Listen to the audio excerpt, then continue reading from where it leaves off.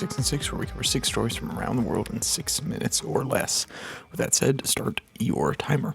Protesters in Peru have unblocked their blockades at a key copper transportation route after deciding to suspend their protest as a gesture of goodwill towards the government.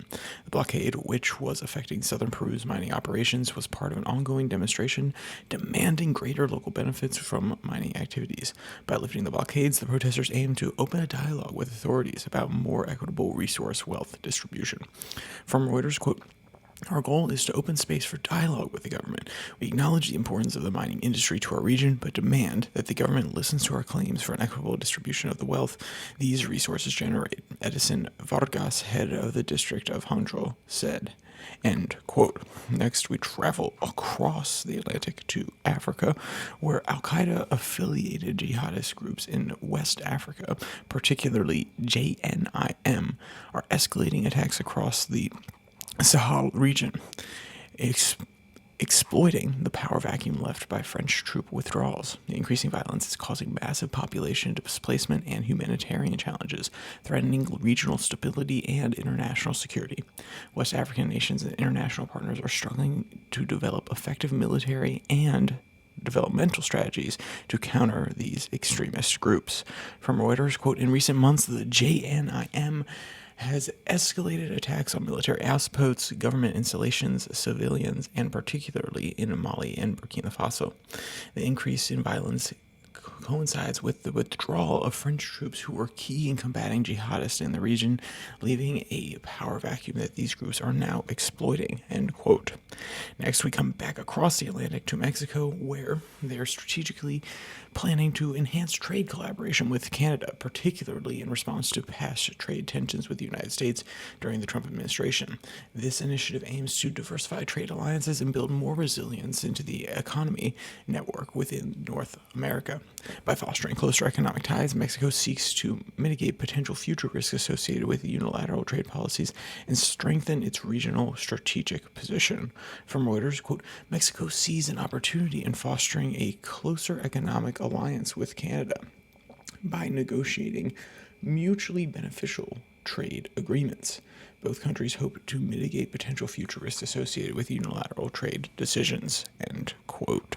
Next, we travel across the Pacific to South Korea, where a severe landslide was triggered by heavy rainfall and has left 2 people feared to be trapped, according to a local report.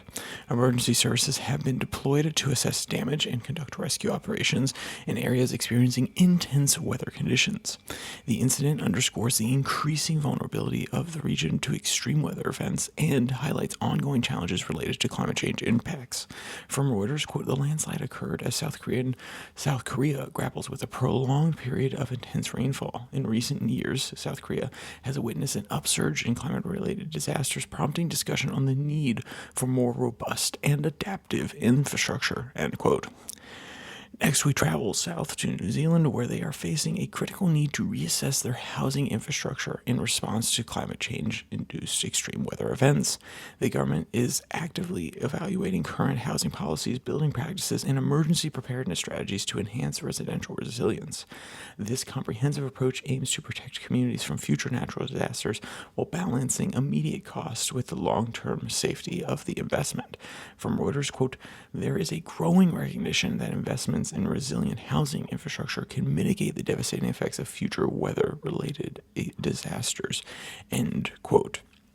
And finally, we end today in Europe, where the United Kingdom is contemplating a groundbreaking electoral reform to lower the voting age to 16, potentially implemented by 2025, so by the time of this year. This proposed change aims to enhance young civic engagement, political participation, and align with practices already established in Scotland and Wales. While proponents argue that the reform will foster political literacy and a sense of democratic belonging, critics raise concerns about teenagers' political maturity and potentially undue influences. From Reuters, quote, "The decision to lower the voting age to 16 is being heralded by many as a pivotal change in how we perceive civic engagement and responsibility among young people in the UK. Advocates believe that they are enfranchising teenagers, and it will foster a sense of belonging and encourage political literacy from a young age," end quote.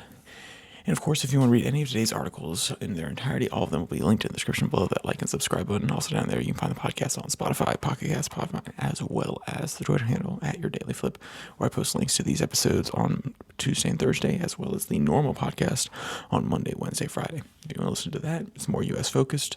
Go take a gander. Love to have you guys over. So, with all that said, there's only one more thing to say. Stay safe. Don't die.